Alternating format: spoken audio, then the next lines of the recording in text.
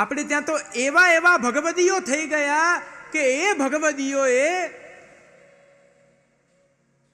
અનેક વર્ષો સુધી કોઈ વૈષ્ણવનો સંગ કર્યો છે, પણ તે વૈષ્ણવને પણ ખબર નથી પડવા દીધી હું વૈષ્ણવ છું. લગભગ મુરારીદાસજી. આવા અનેક પ્રસંગો છે જ્યારે એણે પોતાની વૈષ્ણવતાને છુપાવી છે. જેમ વિઠ્ઠલદાસ કાયસ્થ, એમણે પણ એમની વૈષ્ણવતા છુપાવી છે.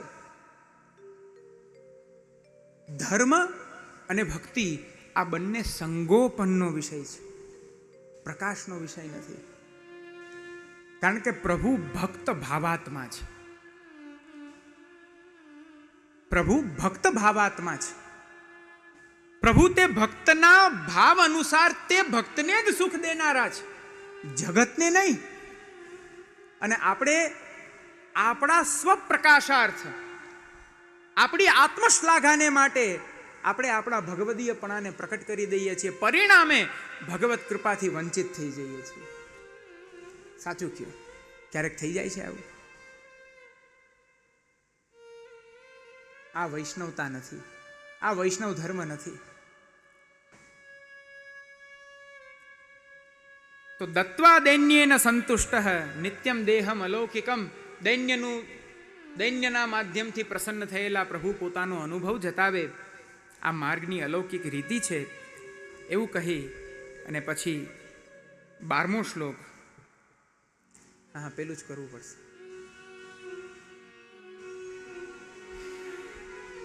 એવં વિધમ ફલમ નિત્યમ, એવં વિધમ ફલમ નિત્યમ, ચિંતયન ચેતસા સદા, ચિંતયન ચેતસા સદા, કુર્યાદત્યાદરમ કૃષ્ણ, કુર્યાદત્યાદરમ કૃષ્ણ, સેવાયામેવ સર્વથા, સેવાયામેવ સર્વથા, સેવાયામેવ સર્વથા, સેવાયામેવ સર્વથા, સેવાયામેવ સર્વથા. એવં વિધમ ફલમ નિત્યમ ચિંતયન ચેતસા સદા. પૂર્વમાં જે રીતના જે ફલની વાત કરી છે, પ્રભુનું હૃદયમાં પધારવું, પણ ક્યારે હૃદય શુદ્ધ હોય, દીનતા હોય, આવા દરેક ભગવત સેવામાં ઉપયોગી તે સર્વ સાધનોનું નિત્ય પ્રતિ ચિંતન હૃદયમાં કરવું જોઈએ. નિત્ય પ્રતિ હૃદયમાં એનું ભાવન કરવું જોઈએ. અને એમ કરી કુર્યાદ અત્યાદરમ કૃષ્ણ, સેવાયામેવ સર્વથા. શ્રી કૃષ્ણની સેવામાં અતિશય આદરપૂર્વક એમની સેવા કરવી, લોક બુદ્ધિથી એમની સેવા ન કરવી. આદર,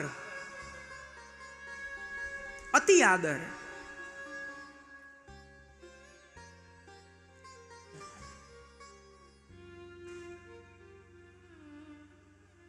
ભગવત સેવામાં અતિશય આદર છે. પ્રભુના મહાત્મ્યનું ધ્યાન લઈ, પોતાના દાસત્વનું અનુસંધાન કરી અને જીવે કૃષ્ણ સેવામાં તત્પર થઈ અને આદરપૂર્વક સેવા કરવાની છે. આદરઃ પરિચર્યાયામ સર્વાંગૈરભિવંદનમ, મદ્ભક્ત પૂજાભ્યધિકા સર્વભૂતેષુ મન્મતિઃ. પ્રભુ કહે છે, હે જીવ, જો મારી સેવા કરવી છે તો આદરઃ પરિચર્યાયામ, સર્વપ્રથમ મારી સેવામાં આદરપૂર્વક સેવા કરો. હું સાક્ષાત પૂર્ણ પુરુષોત્તમ છું, મારા મહાત્મ્યને જાણીને મારી સેવા કરો. અને સર્વાંગૈર અભિવંદનમ, સેવાના પ્રત્યેક અવસરમાં ક્ષણે ક્ષણે અવસર પ્રાપ્ત થતા દરેક અંગોથી, સાષ્ટાંગથી નિત્ય પ્રતિ પ્રણતિ કરતા કરતા, દંડવત કરતા કરતા, તમારા દાસત્વને બતાડતા બતાડતા મારી સેવા કરો. સર્વાંગૈર અભિવંદનમ. એટલા માટે આપણે ત્યાં રીત છે, પ્રભુના ચરણ સ્પર્શ કરીએ તો આજ્ઞા માંગીએ, દંડવત કરી આજ્ઞા માંગીએ.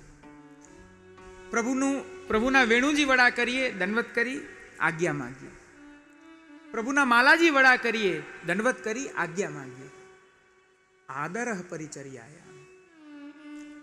પ્રભુને પધરાવીને આપણે નિજ મંદિરમાંથી ભોગ મંદિરમાં પધરાવી લઈ જઈએ ત્યારે અમારા મંદિર ક્રમમાં તો મુખ્યા ભીતરિયા વગેરે બધા જ એક સાથે સાવધાનનો નાદ કરે. અતિ આદર, રાજાથી રાજ પ્રભુ પધારી રહ્યા છે. ઘણી ખમાના નાદ દ્વારા પ્રભુને પધરાવવામાં આવે. અત્યાદરમ, આદરપૂર્વક પ્રભુની સેવા થાય.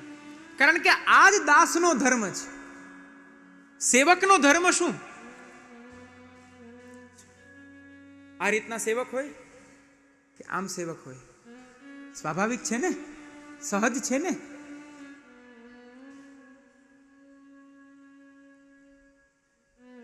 આમ જારી ભરવી જોઈએ કે આમ કરીને જારી ભરવી જોઈએ? આટલો ભેદ છે ને સ્વામી સેવકનો, સ્વામી અને દાસનો આટલો તો ભેદ છે. એટલા માટે શ્રી મહાપ્રભુજી આજ્ઞા કરે, સેવકાનામ યથા લોકે વ્યવહારઃ પ્રસિદ્ધ્યતિ. લોકમાં સેવકનો વ્યવહાર પ્રસિદ્ધ છે, દાસનો વ્યવહાર પ્રસિદ્ધ છે. કે દાસે કેમ રહેવાનું? પોતાના સ્વામીની જૂઠન ઉપર એક દાસ પોતાના જીવનને ટકાવે છે. આ દાસનું સ્વરૂપ છે. ઉદ્ધવજી પ્રભુને કહે છે, અમે આપના દાસ છીએ. કેવા દાસ છીએ? આપ અરગો એ પેલા અમે લઈ લઈએ. ઘણા વૈષ્ણવ તે ખરેખર એવું કરે. હજી પ્રભુ જાગ્યા ન હોય, હજી મંગલ ભોગની તમે તૈયારી નથી કરી, સૌથી પહેલા એ આનંદથી નાસ્તા વગેરે કરીને પછી પ્રભુને જગાડે. કે ભૂખે પેટ ભજન ના હોય ગોપાલા. મંગલ ભોગમાં પ્રભુને દૂધ ધર્યું છે અને પોતે રોટી ખાઈ રહ્યો છે. આ જીવનો આદર છે, આ જીવનો ધર્મ છે. જ્યાં સુધી તમે સખડી ન ધરો આખા દિવસમાં, ત્યાં સુધી તમને એ દિવસમાં સખડી લેવાનો અધિકાર નથી. કારણ કે તમે દાસ છો અને તમે તમારી સર્વ સત્તા પ્રભુને સોંપી છે, પ્રભુને સમર્પિત કરી છે. તમારા ઘરે રહેલો એ ચૂન રોટીનો એ તમારી સત્તાનો નથી, તમારા પ્રભુની સત્તાનો છે.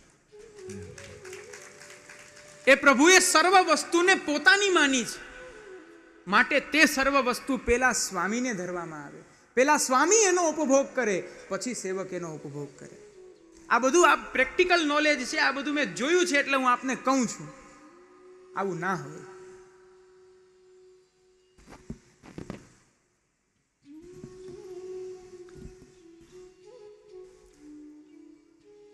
ત્વયોપભુક્ત સ્રગંધઃ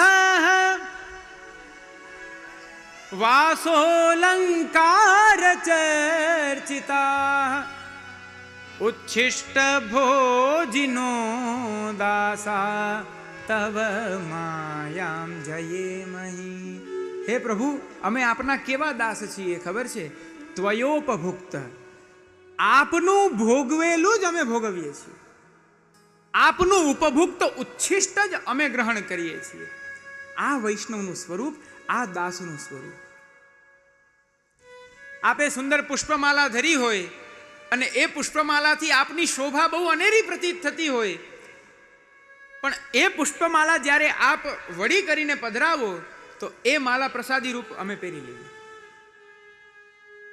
શ્રીકંઠમાં મુક્તા ફલ વગેરેની માલાઓ આપ વડી કરીને રાખો અને આપ કહો કે હવે અમારે નથી જોઈતી, તો આપના દ્વારા ઉચ્છિષ્ટ પરિત્યક્ત એ પદાર્થ દ્વારા અમે અમારા જીવનનો નિર્વાહ કરનારા છીએ.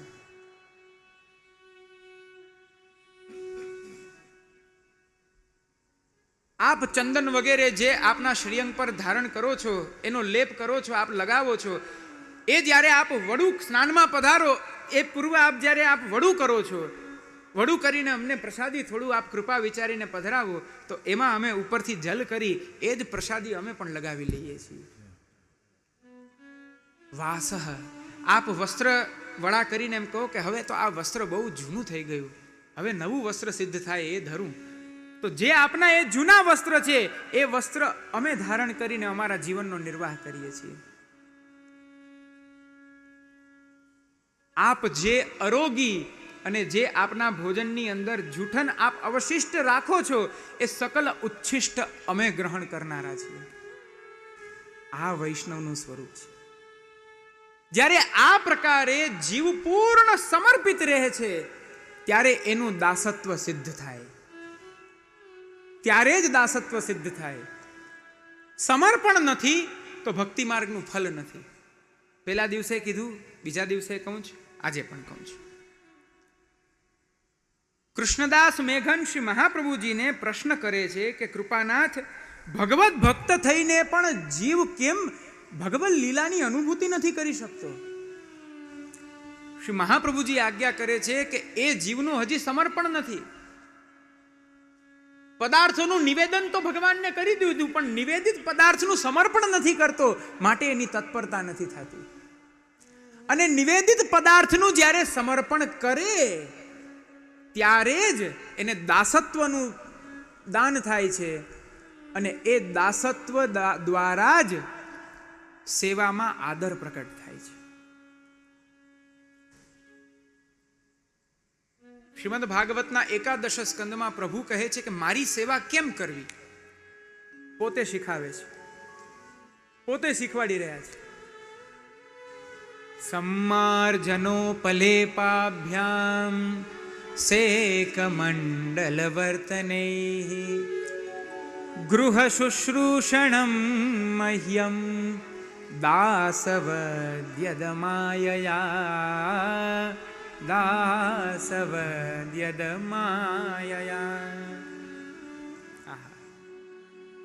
મારી સેવા એ જીવે નાનામાં નાની હોય તો પણ પ્રસન્ન ચિત્તથી કરવી, મોટામાં મોટી હોય તો પણ અભિમાન મદ રહિત કરવી. પહેલી વાત. નાનામાં નાની સેવામાં સમ્માર્જનમ, સોહિનીની સેવા. સોહિની એટલે ખબર છે ને, બુહારી કરવી. એ સોહિનીની સેવા પ્રાપ્ત થાય. સમ્માર્જન, લેપાભ્યામ, મંદિર વસ્ત્રની સેવા. મંદિર વસ્ત્ર એટલે પોતું કરવું. મારા મોટા મોટા ઉત્સવોમાં મારા સિંહાસનની નીચે મારી આગળ વિવિધ પ્રકારના એવી ચિત્રાવલીઓ પ્રકટ કરી અને ડેરી માંડવી. શેક મંડલ વર્તનેહી, એવી ડેરી માંડવી. એવા સુંદર સુંદર ચિત્ર વિચિત્ર એવા શંખ ચક્ર ગદા પદ્મા આદિ, સુંદર કળશ આદિ, કમલની વેલ આદિ એવા સુંદર સુંદર આકારને ત્યાં રચી અને જે મારા પ્રાસાદની, મારા નિજ મંદિરની જે શોભામાં અભિવૃદ્ધિ કરે છે, આને મારો દાસ કહેવાય. આવી મારી સેવા થવી જોઈએ. ત્યાં એમ ના થવું જોઈએ. ઘણા ઘરોમાં એવું થાય, ઘરના બધા સેવા કરતા હોય ને, દરેકને એક એક સેવાનો આગ્રહ હોય, આ તો હું જ કરું. પછી જે ઘરમાં જે મોટો હોય ને એ તે મોટી મોટી સેવાનો આગ્રહ લઈ લે. શૃંગાર તો આ જ કરશે, માલાજી તો આ જ ધરશે, મંગલ ભોગ તો આ જ ધરશે. જેને જન્માષ્ટમીના દિવસે જે રોજ શૃંગાર કરતો હોય એ વ્યક્તિને જન્માષ્ટમીના દિવસે શૃંગાર નહીં આપવાના, એને સોહિની આપવાની. પેલા સોહિનીની સેવા કરો, આજે શૃંગાર અમે કરશું, પછી જોજો. ના, એમ ના ચાલે, મારી રોજની સેવા છે, આ રોજની સેવા છૂટે એમ ના, એવું ના ચાલે. આ તો કૃપાનો માર્ગ છે, પૂર્ણ પુરુષોત્તમની અનુગ્રહાત્મક સેવા છે. જે સેવા પ્રાપ્ત થાય ભગવત કૃપાથી તે સેવાને નિષ્કામ ભાવથી દાસવત કરવાની છે. એ આ પુષ્ટિ માર્ગ છે. સમ્માર્જન ઉપલેપાભ્યામ શેક મંડલ વર્તનેહી, અનેક અનેક આકૃતિઓ બનાવી અને ગૃહ શુશ્રૂષણમ, એ જીવ મારા સ્વરૂપને આચાર્ય પાસે સેવ્ય કરાવી પોતાના ઘરે લાવી અને મને સેવે. કેવી રીતના સેવે? દાસવત, દાસની જેમ, એક સેવકની જેમ મને સ્વામી બનાવે, મને સિંહાસન ઉપર બિરાજાવે, પોતે જમીનમાં બેસે.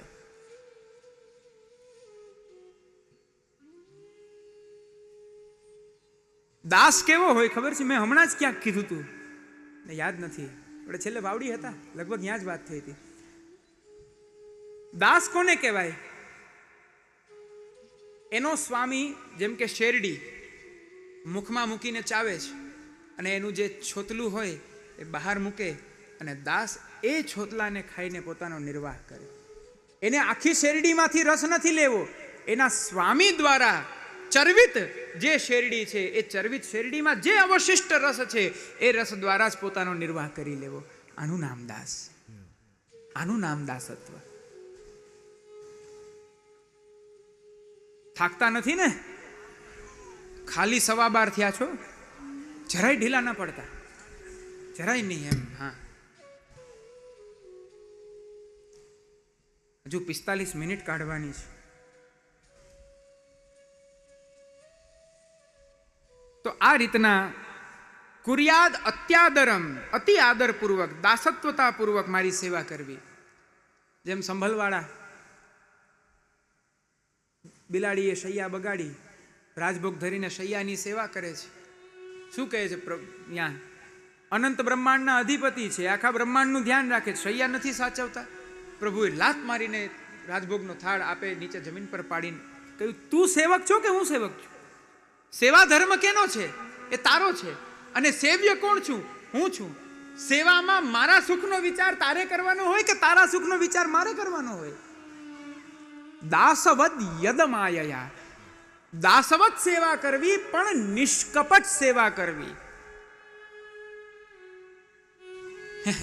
આપણી પાસે આટલી નાનકડી બુદ્ધિ છે અને એ બુદ્ધિમાં ક્ષણવારનું ક્ષણિક ચાતુર્ય આપણે માંડ મુશ્કેલથી પ્રકટ કરી શકીએ છીએ.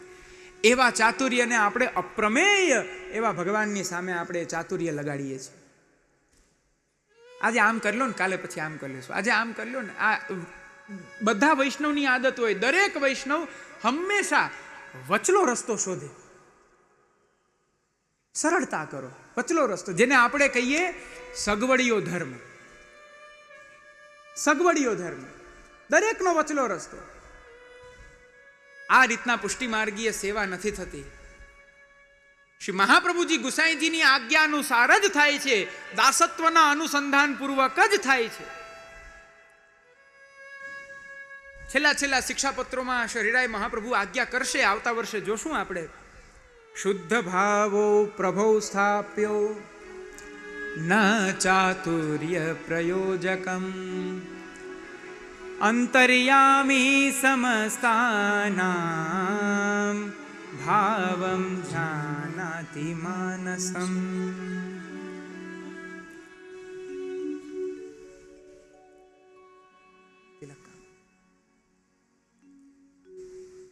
પ્રભુમાં શુદ્ધ ભાવ રાખો. ન ચાતુર્યમ પ્રયોજકમ, લૌકિક ચાતુર્યનો પ્રયોગ પ્રભુમાં ન કરો, કારણ કે પ્રભુ અંતર્યામી છે. સમસ્ત જીવોના હૃદયના સર્વ ભાવ પ્રભુ જાણનારા છે, એમનાથી કંઈ છુપું નથી. તેથી અતિ આદરપૂર્વક કૃષ્ણ સેવા કરવી, એમ કહી અને 13મા શ્લોકનો પ્રારંભ થાય છે. હવે હું આપને ગવડાવીશ નહીં, કારણ કે 12:15 થયા છે અને 1 વાગ્યા સુધીમાં તો પૂરું કરવું પડશે. ને આજે કંઈ પણ થાય, પેલું શિક્ષાપત્ર તો પૂર્ણ કરવું જ. તો કાલે બીજું શિક્ષાપત્ર અને પરમ દિવસે ત્રીજું, એવું આપણે જોઈ શકીશું. સાક્ષાત પરોક્ષ રૂપત્વાત સેવા પૂર્વ વિલક્ષણા યથા ગાયંત્ય ઇત્યત્ર ભાવઃ શબલિતો મતઃ. શ્રી ઠાકોરજીની સેવા એ સાક્ષાત અને પરોક્ષ, આ 2 પ્રકારની સેવા છે.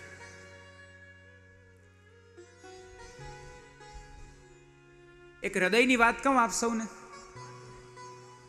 હું જાણું છું આપ બધા આપ સૌના કાર્યમાં વ્યસ્ત રહો છો, દિવસથી આપ સૌનું દિનચર્યા ચાલુ હોય છે, પણ હું આપ સૌની સાથે બહુ હૃદયથી ચર્ચા કરી રહ્યો છું. 13મા શ્લોકની અંદર શરીરાય મહાપ્રભુ આજ્ઞા કરે છે, સેવાના 2 સ્વરૂપ છે, એક સાક્ષાત અને એક પરોક્ષ.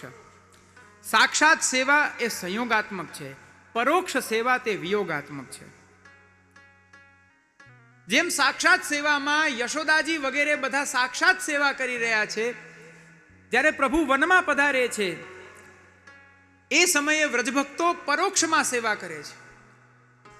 રાસની અંદર અહીંયા આ યથા ગાયંત્ય ઇત્યત્ર, એમાં ગાયંત્ય જે છે એ રાસ પંચાધ્યાયના બીજા અધ્યાયમાં વ્રજભક્તોએ જે વિલાપ કર્યો છે એનો એ શ્લોક છે. એ શ્લોકમાં બતાડે છે સંયોગમાં તો પ્રભુ સામે છે, પણ જેમ વિપ્રયોગમાં પરોક્ષ રૂપે ગોપિકાઓએ ભગવત ભજન કરી ભગવદ વિરહમાં તપીને જે ભાવ દ્વારા પ્રભુને પ્રાપ્ત કર્યા, એક વૈષ્ણવે વિયોગ અવસ્થામાં એવા જ ભાવને ગોપિકાઓની જેમ ધારણ કરવું જોઈએ. રાસમાં પ્રભુ સહસા વ્રજભક્તોના સૌભાગ્ય મદને જોઈ અને આપ અંતર્હિત થયા. અંતર્હિત થતા વ્રજ ગોપિકાઓ વિહવળ થયા છે. વિકલતા એમને ખાઈ ગઈ, દેહાનુસંધાન ભૂલી ગયા અને ગાયંત્ય ઉચ્ચૈહિ, ઊંચા સ્વરથી હે કૃષ્ણ, હે નંદનંદન, હે હૃદય સર્વસ્વ, હે પ્રાણ સર્વસ્વ, આપ ક્યાં બિરાજો છો, આપ ક્યાં બિરાજો છો. આ રીતના ઊંચા સ્વરથી ગાતા ગાતા ગાતા એક વનથી બીજા વન, એક વનથી બીજા વન, વન વન ભટકીને પ્રભુને શોધે છે.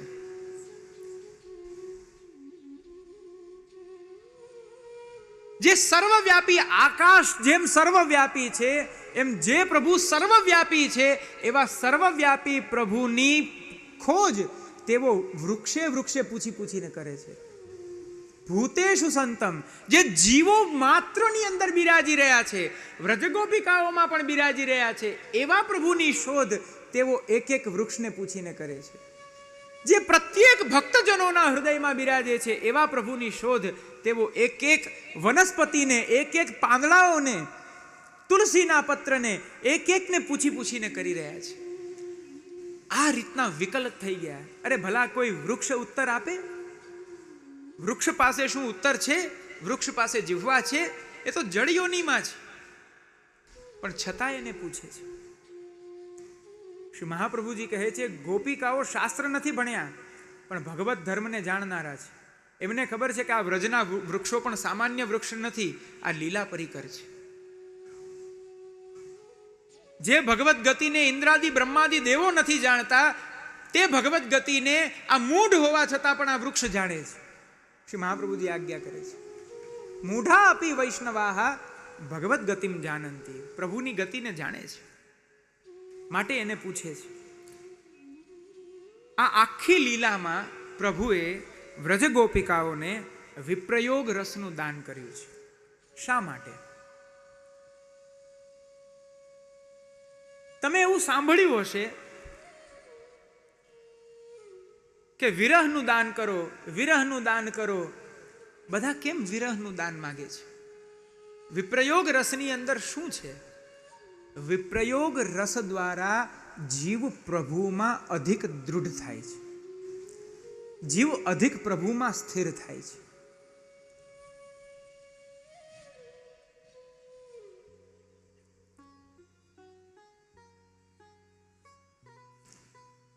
વિપ્રયોગ રસમાં જ્યાં જ્યાં જીવની દૃષ્ટિ પડે, જે પદાર્થને જીવ જોવે તે પદાર્થ દ્વારા પ્રભુનું સ્મરણ થઈ જાય. જેમ ચંદ્ર, જેમ યમુનાજી,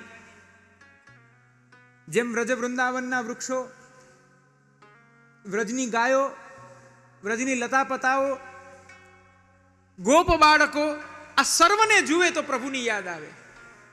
માટે પ્રભુમાં તે જીવો ઓર સન્નિષ્ઠ થાય. સ્વાભાવિક છે, કોઈ વ્યક્તિ આપણને મળે અને આપણને મળ્યા પછી અમુક વર્ષો સુધી ના મળે તો ધીમે ધીમે ધીમે ધીમે એની યાદ ભૂલાઈ જાય છે. પણ એ વ્યક્તિ ભલે આપણને 10 વર્ષ પછી મળે, પણ એ વ્યક્તિની સાથે સંબંધિત વસ્તુઓ નિત્ય આપણી સાથે એનો સંયોગ થાય તો એ વ્યક્તિની સ્મૃતિ પણ આપણી અંદર નિત્ય રહી જાય છે. આ સહજ પ્રક્રિયા છે. એમ આ વિપ્રયોગ છે.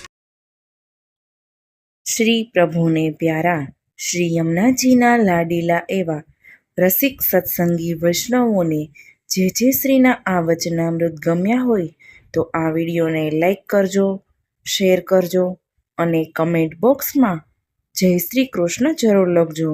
અને અમારી ચેનલ શ્રી વલ્લભને સબસ્ક્રાઈબ કરવાનું ભૂલશો નહીં. સર્વે વહાલા વૈષ્ણવોને ભાવથી જય શ્રી કૃષ્ણ.